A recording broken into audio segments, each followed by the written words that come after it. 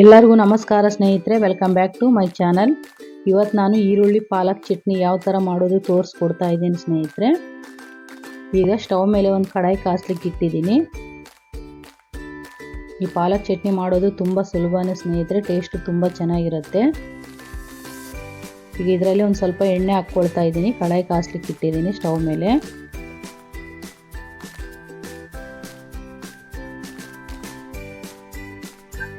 ಸ್ವಲ್ಪ ಕಡಲೆಬೇಳೆ ಹಾಕ್ಕೊಳ್ತಾ ಇದ್ದೀನಿ, 1 ಸ್ಪೂನ್ ಅಷ್ಟು.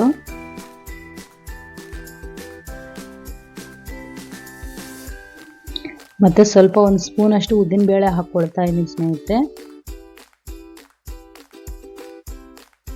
ಇದು ಸ್ವಲ್ಪ ಕೆಂಪಗಾಗೋವರೆಗೆ ಹುರ್ಕೋಣ.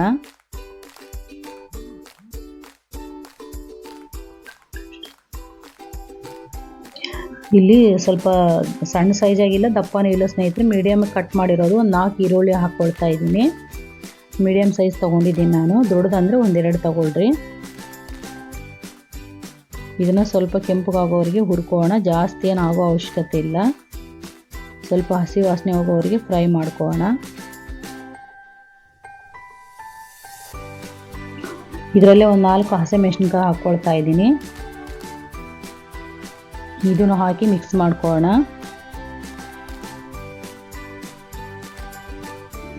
ಹಾಗೆ 1-2 ಒಣ ಮೆಣಸಿನಕಾಯಿ ಹಾಕ್ಕೊಳ್ತಾ ಇದ್ದೀನಿ ಸ್ನೇಹಿತರೆ. ಇದನ್ನು ಮಿಕ್ಸ್ ಮಾಡ್ಕೊಳ್ಳೋಣ.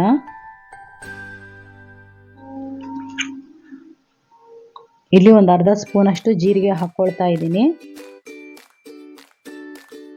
ಜೀರಿಗೆ ಹಾಕೋದ್ರಿಂದ ಫ್ಲೇವರು ಟೇಸ್ಟ್ ತುಂಬ ಚೆನ್ನಾಗಿರುತ್ತೆ ಸ್ನೇಹಿತರೆ. ಮಿಕ್ಸ್ ಮಾಡ್ಕೊಳ್ಳೋಣ. ಇದನ್ನು ಹಾಕಿದ ನಂತರ ಈಗ ಸ್ವಲ್ಪ ಕರಿಬೇವು ಹಾಕ್ಕೊಳ್ತೀನಿ. ಇದನ್ನು ಮಿಕ್ಸ್ ಮಾಡ್ಕೊಳ್ಳೋಣ, ಸ್ವಲ್ಪ ಫ್ರೈ ಆಗಲಿ. ಈಗ ಇಷ್ಟು ಫ್ರೈ ಆದರೆ ಸಾಕು ಸ್ನೇಹಿತರೆ, ಹಸಿ ವಾಸನೆ ಹೋಗೋವರೆಗೆ ಸ್ಟವ್ ಬಂದ್ ಮಾಡ್ಕೊಳ್ಳೋಣ. ಸ್ವಲ್ಪ ತಣ್ಣಗಾದ ನಂತರ ಮಿಕ್ಸಿ ಜಾರಿಗೆ ಹಾಕ್ಕೊಳ್ಳೋಣ. ಈಗ ಸ್ವಲ್ಪ ತಣ್ಣಗಾಗಿದೆ, ನಾನೊಂದು ಮಿಕ್ಸಿ ಜಾರಿಗೆ ಹಾಕ್ಕೊಳ್ತಾ ಇದ್ದೀನಿ.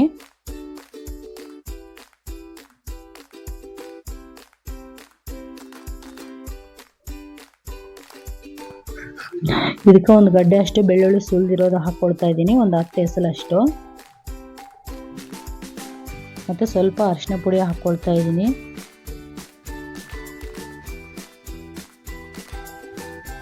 ಮತ್ತು ಸ್ವಲ್ಪ ಉಪ್ಪು ಹಾಕ್ಕೊಳ್ತಾ ಇದ್ದೀನಿ ಸ್ನೇಹಿತರೆ, ನಾನು ಕಲ್ಲುಪ್ಪು ಹಾಕ್ಕೊಂಡಿದ್ದೀನಿ.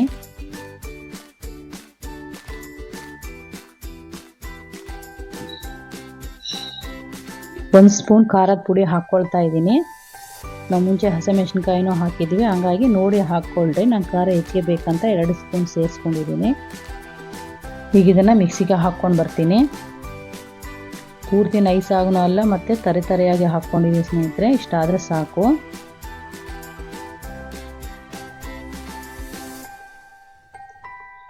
ಇಷ್ಟಾದರೆ ಸಾಕು ಸ್ನೇಹಿತರೆ. ಸ್ಟವ್ ಮೇಲೆ ನಾವು ಅದೇ ಕಡಾಯಿನಲ್ಲಿ ಹುರ್ಕೊಂಡಿದ್ವಲ್ಲ, ಅದೇ ಕಡಾಯಿ ಹಾಗೆ ಇಟ್ಕೊಂಡಿದ್ದೀನಿ. ಇದರಲ್ಲಿ ಇನ್ನೂ ಸ್ವಲ್ಪ ಎಣ್ಣೆ ಹಾಕ್ಕೊಳ್ತಾ ಇದ್ದೀನಿ. ಇದಕ್ಕೆ ಎಣ್ಣೆ ಹೆಚ್ಚಿಗೆ ಇಡುತ್ತೆ ಸ್ನೇಹಿತರೆ ಈರುಳ್ಳಿ ಪಾಲಕ್ ಚಟ್ನಿಗೆ. ಆದರೆ ಕೆಡೋದಿಲ್ಲ, 1-2 ದಿನ 3 ದಿನ ಇಟ್ಟರೂ ಕೆಡೋದೇ ಇಲ್ಲ, ಯಾಕಂದರೆ ಎಣ್ಣೆ ಹೆಚ್ಚಿಗೆ ಹಾಕಿರ್ತೀವಲ್ಲ. ಮತ್ತು ಇಲ್ಲಿ 1 ಸ್ಪೂನ್ ಕಡಲೆಬೇಳೆ, 1 ಸ್ಪೂನ್ ಉದ್ದಿನ ಬೇಳೆ ಹಾಕ್ಕೊಂಡಿದ್ದೀನಿ.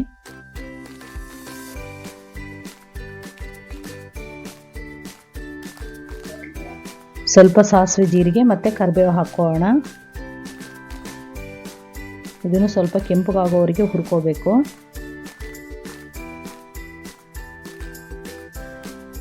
ಸ್ವಲ್ಪ ಗೋಲ್ಡನ್ ಕಲರ್ ಬರಲಿ.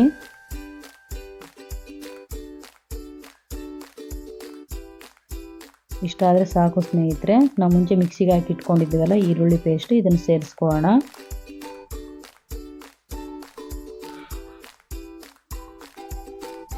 ಪೂರ್ತಿ ಎಲ್ಲ ಹಾಕ್ಕೊಳ್ತಾ ಇದ್ದೀನಿ.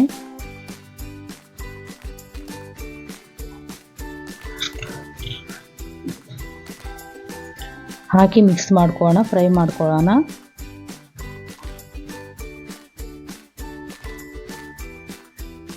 ಈಗ ಹಸಿ ವಾಸನೆ ಹೋಗೋವರೆಗೆ ಫ್ರೈ ಮಾಡ್ಕೊಂಡಿದ್ದೀನಿ ಸ್ನೇಹಿತರೆ. ಇದಕ್ಕೆ ನಾನು ಸಣ್ಣದಾಗಿ ಕಟ್ ಮಾಡಿ ಇಟ್ಕೊಂಡಿದ್ದೀನಿ. ಪಾಲಕ್ 1-2 ಕಟ್ಟು ಪಾಲಕ್ ತೊಗೊಂಡಿದ್ದೀನಿ. ನೀಟಾಗಿ ತೊಳೆದು ನೈಸಾಗಿ ಚಾಕುಲಿಂದ ಕಟ್ ಮಾಡಿ ಇಟ್ಕೊಂಡಿದ್ದೀನಿ ಸ್ನೇಹಿತರೆ. 2 ಕಟ್ ಸೇರಿಸ್ಕೊಂಡಿದ್ದೀನಿ. ನೀವು ಈ ಪ್ಲೇಸಲ್ಲಿ ಪುಂಡೆ ಪಲ್ಯನೂ ಸೇರಿಸ್ಕೋಬೋದು. ಪಾಲಕ್ ಇಲ್ಲ ಅಂದರೆ ಪಾಲಕ್ನೂ ಸೇರಿಸ್ಕೋಬೋದು, ಅಥವಾ ಪುಂಡೆ ಪಲ್ಯನೂ ಯಾವ ಸೊಪ್ಪು ಅದಕ್ಕೂ ಸೇರಿಸ್ಕೊಂಡು ಇದೇ ಮೆಥಡಲ್ಲಿ ಮಾಡ್ಕೋಬೋದು ಸ್ನೇಹಿತರೆ. ಇದನ್ನು ಫ್ರೈ ಮಾಡ್ಕೊಳ್ಳೋಣ. ಚೆನ್ನಾಗಿ ಎಣ್ಣೆ ಬಿಟ್ಕೊಳ್ಳೋವರೆಗೆ ಫ್ರೈ ಮಾಡ್ಕೋಬೇಕು.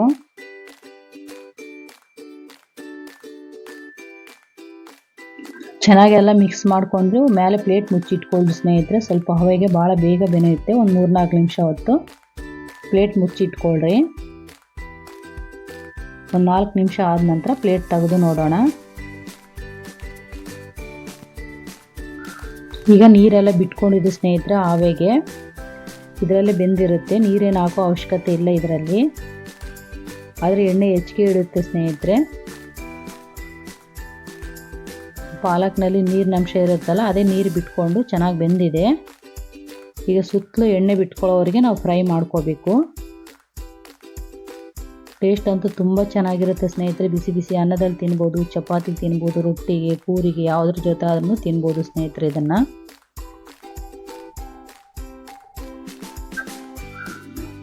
ಚೆನ್ನಾಗೆಲ್ಲ ಎಣ್ಣೆ ಬಿಟ್ಕೊಳ್ಳೋವರೆಗೆ ಮಿಕ್ಸ್ ಮಾಡ್ತಾ ಇರ್ರಿ. ಇದು 2-3 ದಿವಸ ಆದ್ರೂ ಕೆಡೋದೇ ಇಲ್ಲ ಸ್ನೇಹಿತರೆ, ನೀವು ರೆಡಿ ಮಾಡಿ ಇಟ್ಕೊಂಡ್ರೆ. ಈಗ ರೆಡಿ ಆಗಿದೆ ಸ್ನೇಹಿತರೆ. ಸುತ್ತಲೆಲ್ಲ ಎಣ್ಣೆ ಬಿಟ್ಕೊಂಡಿದೆ ಅಲ್ಲ, ಈ ಥರ ಎಣ್ಣೆ ಬಿಡೋವರೆಗೆ ನಾವು ಫ್ರೈ ಮಾಡ್ತಾನೇ ಇರಬೇಕು. ಎಣ್ಣೆ ಬಿಟ್ಕೊಂಡ್ರೆ ಹಸಿ ವಾಸನೆ ಎಲ್ಲ ಹೋಗಿರುತ್ತೆ ಸ್ನೇಹಿತರೆ. ಈಗ ರೆಡಿ ಆಗಿದೆ, ಎಣ್ಣೆಲ್ಲ ಬಿಟ್ಕೊಂಡು ತೇಲಾಡ್ತಾ ಇದೆ ನೋಡಿ. ಈಗ ಸ್ಟವ್ ಬಂದ್ ಮಾಡ್ಕೊಳ್ರಿ. ಈ ಥರ ಆಗೋವರೆಗೆ ನೀವು ಫ್ರೈ ಮಾಡ್ತಾನೇ ಇರಬೇಕು. ನೀವು ಮತ್ತೆ ಎಣ್ಣೆ ಕಡಿಮೆ ಹಾಕಿ ಎಣ್ಣೆ ತೇಲೇ ಇಲ್ಲ ಅನ್ಕೋಬಾರ್ದು ಸ್ನೇಹಿತರೆ. ಇದಕ್ಕೆ ಸ್ವಲ್ಪ ಎಣ್ಣೆ ಹೆಚ್ಚಿಗೆ ಇಡುತ್ತೆ, ಚಟ್ನಿ ಅಲ್ಲ, ಹಂಗಾಗಿ. ಈಗ ಇದನ್ನೊಂದು ಬೌಲ್ಗೆ ತೆಗೆದಿಟ್ಕೊಳ್ತಾ ಇದ್ದೀನಿ ಸ್ನೇಹಿತರೆ. ನೀವು ಯಾವುದ್ರ ಜೊತೆಲಾದ್ರೂ ತಿನ್ಬೋದು ಸ್ನೇಹಿತರೆ. ನಾನು ಇಲ್ಲಿ ಪಾಲಕ್ ಹಾಕಿ ತೋರಿಸಿದ್ದೀನಿ. ನೀವು ಪಾಲಕ್ ಬದಲಾಗಿ ಪುಂಡೆ ಪಲ್ಯನೂ ಹಾಕಿ ಮಾಡ್ಕೋಬೋದು. ಇನ್ನೂ ತುಂಬ ಚೆನ್ನಾಗಿರುತ್ತೆ ಸ್ನೇಹಿತರೆ. ಅದು ಕೂಡ ಟೇಸ್ಟ್ ಚೆನ್ನಾಗಿರುತ್ತೆ. ನಿಮ್ಮ ಹತ್ರ ಯಾವ ಪಾಲಕ್ ಇದ್ದರೆ, ಪುಂಡೆ ಪಲ್ಯ ಇದ್ದರೆ, ಯಾವ ಪಲ್ಯ ಇದ್ರೂ ಈ ಥರ ಒಂದ್ಸಲ ಟ್ರೈ ಮಾಡಿ, ನಿಮಗೆ ಟೇಸ್ಟ್ ಗೊತ್ತಾಗುತ್ತೆ.